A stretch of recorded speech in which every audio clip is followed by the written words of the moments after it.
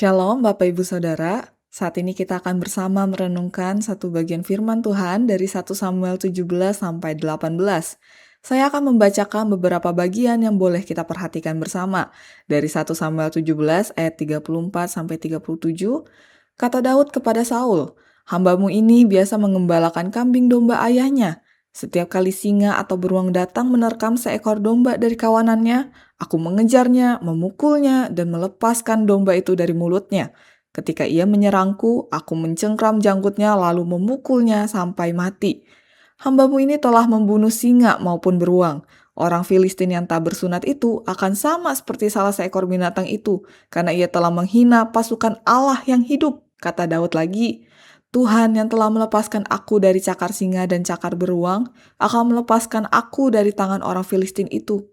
Kata Saul kepada Daud, "Pergilah, Tuhan besertamu." Dan dari 1 Samuel 18 ayat 14 mengatakan, Daud berhasil di segala langkahnya, karena Tuhan besertanya.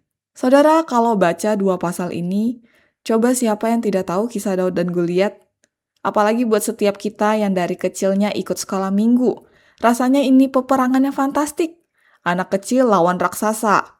Menariknya, si Goliat itu pakai semua senjata perang. Tapi Daud melepas semua perlengkapan perang dan hanya pakai ketapel dan batu saja. Dan yang buat fantastik adalah, meskipun Daud kecil, diremehin dan ditertawakan, tapi itu tidak membuat Daud kecil hati, dan justru Goliat itu mati di tangan Daud.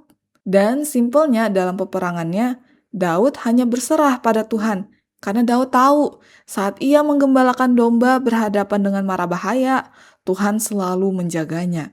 Sehingga Tuhan pun menyertai Daud, dan apapun yang dibuatnya berhasil. Seperti pada Goliat, hanya dengan batu yang kena di dahinya, Goliat sudah mati terbunuh. Selain itu, saat kita baca seterusnya, peperangan selanjutnya pun Tuhan menyertai Daud, sampai ada sorakan Daud mengalahkan berpuluh-puluh ribu musuh. Tapi menariknya di sini adalah hanya perkara dinyanyikan Saul kalahin ribu-ribu musuh dan Daud kalahin berpuluh-puluh.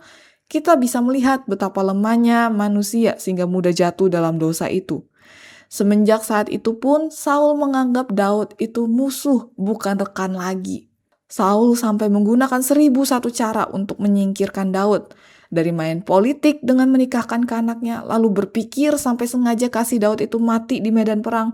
Dan ternyata tidak segampang itu juga Daud mati. Karena balik lagi, Tuhan menyertai Daud. Apa yang dilakukannya dibuat Tuhan berhasil. Jadi, di sini kita bisa lihat, meskipun manusia bisa merancangkan hal buruk, tetapi kehendak Tuhanlah yang tetap terjadi. Kalau Tuhan beserta, siapa yang bisa mengalahkannya? Saudara, dari kisah Daud melawan Goliat sampai kisah Saul membenci Daud, ada satu poin yang bisa kita pelajari di sini. Sudahkah kita menjadi manusia yang lebih takut akan Tuhan daripada takut kepada manusia? Karena ketika kita menjadi manusia yang takut akan Tuhan, tantangan di depan pun kita tahu bagaimana harus melewatinya. Karena kita tahu juga Allah itu beserta dengan kita. Tapi sudahkah di saat kita menghadapinya, kita juga sudah berserah kepada Tuhan Sang Maha Kuasa itu? Atau jangan-jangan kita lebih takut karena lebih kecil daripada Goliat itu? Atau seperti Saul yang takut juga dengan hilangnya kehebatan, takut dengan hilangnya ketenaran, dan barangkali takut tersaingi? Saudara, ketika kita menjadi manusia yang takut akan Tuhan, kita ini akan belajar siapa sih yang lagi kita percaya, kepada siapa sih kita bersandar, dan kepada siapa kita menyerahkan hidup ini.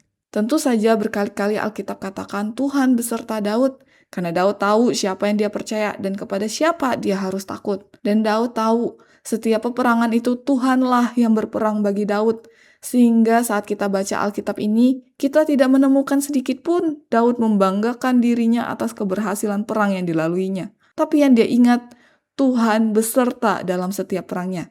Dan hanya karena Tuhan, Daud bisa melewati tantangan demi tantangan yang ada. Oleh karena itu, mari kita ambil waktu merefleksikan hidup yang penuh tantangan untuk kita jalani ini. Apakah kita sudah takut akan Tuhan dan percaya pada Tuhan yang bekerja dalam segala situasi? Kiranya Tuhan Sang Penolong yang agung menyertai setiap langkah kita melewati setiap tantangan yang ada. Amin.